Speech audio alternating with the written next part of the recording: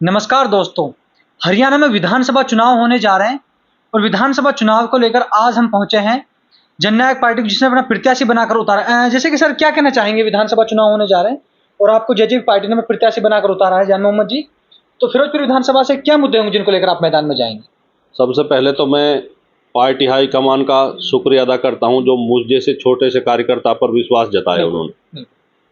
मैं आदरणीय डॉक्टर अजय सिंह चौटाला जी का, दुष्यंत चौटाला जी का और हमारे गठबंधन के सहयोगी साथी आजाद जी का, आजाद समाज पार्टी से हैं, उनने चुनाव मैदान में उतारा है। और मेरा तो, मैं कोई नेता, कोई लीडर नहीं था जी।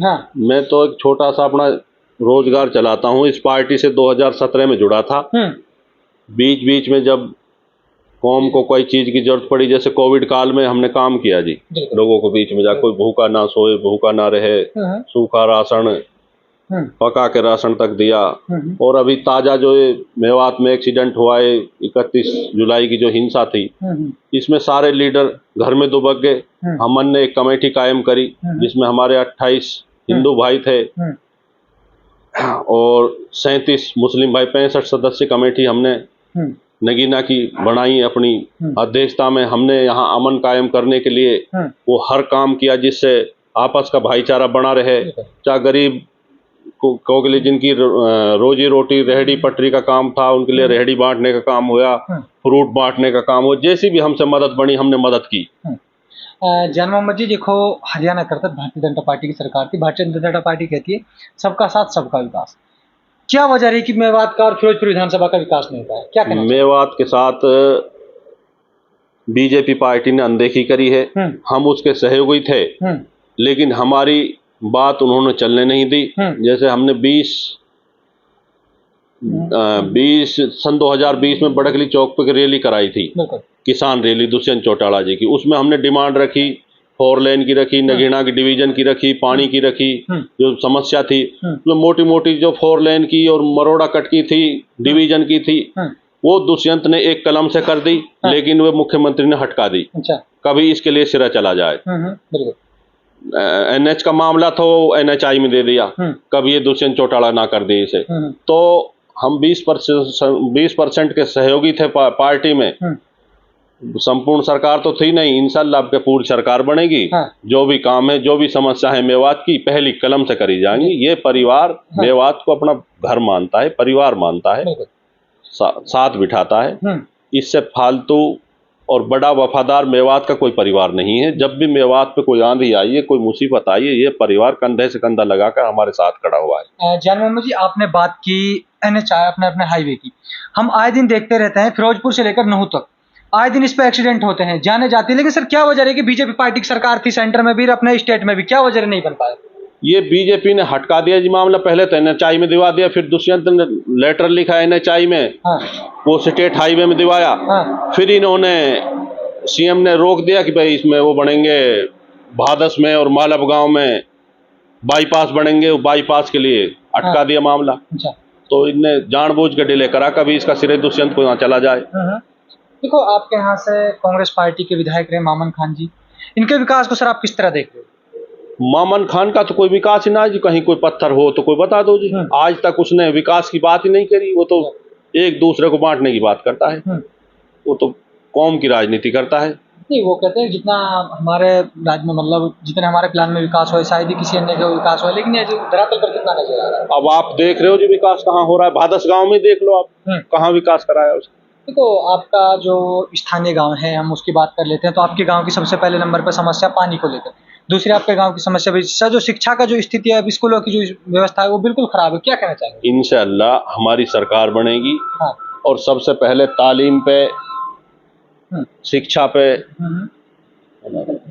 जी, और स्वास्थ्य पे हम काम करेंगे। देखो सर, बात कर रहे थे हम शिक्षा को लेकर, तो सर शिक्षा को लेकर देखो क्या कहना चाहेंगे आप? शिक्षा को लेकर सबसे पहले हम पहली कलम से मेवात में यूनिवर्सिटी लाएंगे और तालीम पे हमारा ज़्यादा से ज़्यादा जोर रहेगा, क्योंकि तालीम के मामले में कहीं ना कहीं हम अपने आप को भी मायूस करते हैं कि हम उच्च तालीम नहीं ले पाए। मैं ओनली मैट्रिक हूँ। तो तालीम के इदारे में हमारा मेवात काफ़ी पीछे है। और ये पीछे नहीं रहेगा हमारी सरकार बनने के बाद। जान मोहम्मद जी, मैं आपसे बात करना चाहूँगा अपने हॉस्पिटलों को लेकर। यदि हमें अपना कोई पेशेंट ले जाना पड़े, या तो हमें गुड़गांव जाना पड़ता है या फिर दिल्ली जाना, क्या सर मेवात में हॉस्पिटल नहीं होने चाहिए? बिल्कुल होने चाहिए जी, बिल्कुल होने चाहिए। हमारा जो जिला अस्पताल है मांडीखेड़ा, इसकी हालत बहुत खराब है। इसमें ट्रामा सेंटर भी होना चाहिए, और भी बहुत सारे हॉस्पिटल बनने चाहिए। सरकारी सुविधा तो है ही ना कुछ। सबसे पहले तो हमारा पहली कलम से जो हमारा मुख्यमंत्री होगा आदरणीय दुष्यंत चौटाला जी, पढ़ा लिखा सीएम बनेगा, और पहली कलम से जो मेवात की जो बुनियादी समस्या है इनको जड़ से समाप्त किया जाएगा। देखो जान मोहम्मद जी, हम बात करते हैं आपसे रोजगार की। आप अपने पड़ोसी इलाके में चले जाएं, चाहे आप सोना चले जाएं, चाहे पलवल चले जाएं, वहां पर इंडस्ट्रियल एरिया, ना ही हमारे अपने जिले नूह में है, ना ही आपकी फिरोजपुर विधानसभा में, जो युवा है उनके रोजगार की काफी समस्याओं से जूझ रहे हैं। सर उसको लेकर क्या कहना है? ऐसा है, माननीय उप मुख्यमंत्री दुष्यंत चौटाला जी ने मेवात में एशिया की सबसे बड़ी बैटरी का प्लांट लाने का काम किया रोजगार मेव में, और युवाओं के लिए 75% रोजगार का उन्होंने वादा किया है, और वो कानून भी ले आए, और महिलाओं के लिए 50% का।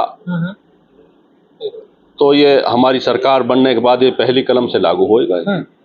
देखो सर, हम बात करते हैं, बीजेपी कह रही थी जैसे कि हमने अगर अब तीसरी बार हमारी सरकार आती है तो मेवात की जो भी समस्याएं खत्म हो पाएंगी। और सर पहले भी कांग्रेस पार्टी के 50 साल राज कर चुके रहे सर, क्या वजह है पूरा मेवात 70 सालों में इतना पिछड़ा हुआ रहा? ये कहीं न कहीं हमारे लीडरों की अनदेखी के कारण ही रहा है। जो ये काम पे इन्होंने ध्यान नहीं दिया, अपनी राजनीति चमकाने पे ध्यान दिया है।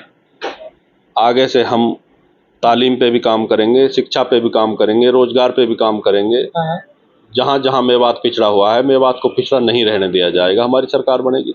जान मोहम्मद जी, जैसे कि जेजेपी पार्टी ने आप पर भरोसा जताया और आपको फिरोजपुर विधानसभा से प्रत्याशी बनाकर उतारा है, सर सबसे पहले आपको विधायक बनाकर जैसे आप विधानसभा में जाते हैं, सबसे पहले जो मुद्दा होगा विधानसभा का, सर उसको किस तरह देंगे? सबसे पहले हमारा शिक्षा, रोजगार, स्वास्थ्य, सड़क, परिवहन, ये मेन मुद्दे रहेंगे जी। तो जान मोहम्मद जी, फिरोजपुर विधानसभा की जनता को हमारे चैनल के माध्यम से क्या संदेश देना चाहते हो? यही संदेश देना चाहेंगे, भाई हमें वोट करो, हम पे विश्वास करो।